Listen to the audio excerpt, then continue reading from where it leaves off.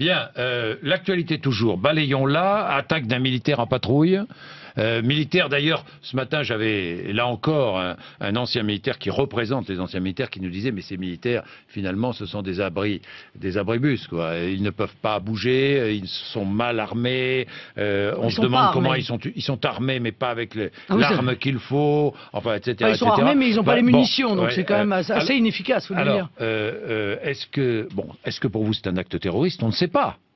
On ne sait pas. On ne sait pas, enfin, on imagine quand même, permettez-moi. Moi, quand j'entends le président de la République dire non, mais ça n'a rien à voir avec Londres. Non, ça n'a rien à voir avec Londres, mais enfin, c'est quand même un militaire qui est attaqué. Il est attaqué pour être égorgé, ce qui est quand même, ça fait 2 similitudes. Avec une arme blanche, ça fait 3 similitudes. Et manifestement, par un islamiste, ça fait 4 similitudes. Ça fait quand même beaucoup. Est-ce que pour vous, l'islam est une religion de haine? Mais je ne dis pas que l'islam est une religion de haine. Je dis que les fondamentalistes islamiques veulent imposer la charia, qu'ils veulent l'imposer. En France? Bien sûr, en France aussi. Mais c'est quand même étrange. Est-ce que la France commence à être asservie? Non, je vous pose la question parce que j'avais Michel Onfray, vendredi, qui a frappé fort. J'ai entendu. Vous l'avez entendu, qui a frappé fort. Je voulais savoir si vous partagiez son analyse. Moi, je considère que il y a, et d'ailleurs ça a été vrai, et donc ça devrait pouvoir l'être encore, que des musulmans français peuvent parfaitement se soumettre à l'intégralité des règles et des valeurs de la République française. Encore faut-il que ces règles et ces valeurs soient imposées, soient rappelées en toutes circonstances. Mais il existe sur notre territoire des groupes politico-religieux fondamentalistes qui œuvrent, qui se développent, qui s'enracinent, contre lesquels manifestement rien n'est fait. Et il y a un laxisme inouï. Mais écoutez, Monsieur Saïd Arif, Monsieur Saïd Arif, terroriste, qui est... terroriste accusé de... Il n'est pas terroriste. Bon, alors écoutez, cet homme est algérien. Cet homme est algérien. Il n'est pas terroriste. Écoutez, cet homme est algérien. Il est passé en procès pour avoir anticipé un attentat en plein cœur de Paris. Tout de même. Bon, eh bien, il est assigné... Il a été condamné, assigné à résidence. Ils sont 11 ou 12 dans ce cas. Aux frais de la princesse d'ailleurs, car les Français doivent savoir que c'est eux qui payent. Voilà, ce sont les Français qui payent l'assignation à résidence de Monsieur Saïd Arif, n'est-ce pas, son hôtel. Il faut expliquer et je crois même d'ailleurs qu'il a touché, avant de s'enfuir, 5 000 € de Pôle emploi. Bon, alors à un moment donné, est-ce qu'on va arrêter ça, oui ou non?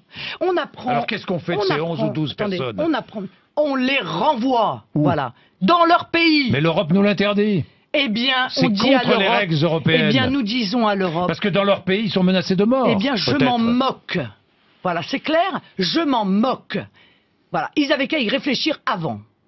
Et par conséquent, on les renvoie dans leur pays, on dit à l'Union européenne, vous êtes bien gentils, occupez-vous de vos affaires, nous on s'occupe de la sécurité de notre territoire, ça c'est une chose très claire, et je vous signale qu'on apprend quand même au bénéfice de ce drame qui s'est déroulé à la Défense, que le 7 mai, en Isère, il y a un gendarme qui a été attaqué par un homme au cri de Allah est grand, un homme qui rentrait de la Mecque, ça fait donc déjà un certain temps que ce genre d'action se multiplie sur notre territoire. Pourquoi est-ce qu'on les cache aux Français? Pourquoi est-ce qu'on ne leur dit pas la vérité? Pourquoi est-ce qu'on ne mesure pas la gravité des attaques dont nous sommes aujourd'hui victimes et qu'on ne tient pas compte de cela pour se réarmer et mettre en œuvre une véritable politique de lutte contre ces groupes politico-religieux fondamentalistes? Parce que le politiquement correct. C'est quoi parce qu'on risque d'être attaqué. C'est quoi, Marine Le Pen? Eh bien, c'est le fait de dire il faut surtout pas s'attaquer aux fondamentalistes, car sinon on va être accusé de stigmatiser, etc., etc. La réalité. Vous croyez qu'on en est encore là? Mais oui, mais bien sûr que oui, on en est encore là. Bien entendu qu'on en est encore là. C'est ce que disaient les manifestants, journalistes collabos, quoi. Journalistes, non, c'est. Mais je parle même pas des journalistes. Non. Je ne vous parle pas des journalistes, là, je vous parle des politiques. Je vous parle pas des journalistes, je vous parle des politiques. On voit bien que tous ces gens-là ont peur de dire, ont peur de faire, ils ont peur d'être accusés de je ne sais quel racisme, de je ne sais quelle stigmatisation. D'ailleurs, on ne peut plus rien dire en France aujourd'hui sans être accusé de stigmatiser. Bon, eh bien moi, clairement, je stigmatise les fondamentalistes. Je les montre du doigt et je veux qu'on les combatte avec toute la virulence nécessaire pour assurer la sécurité de nos concitoyens.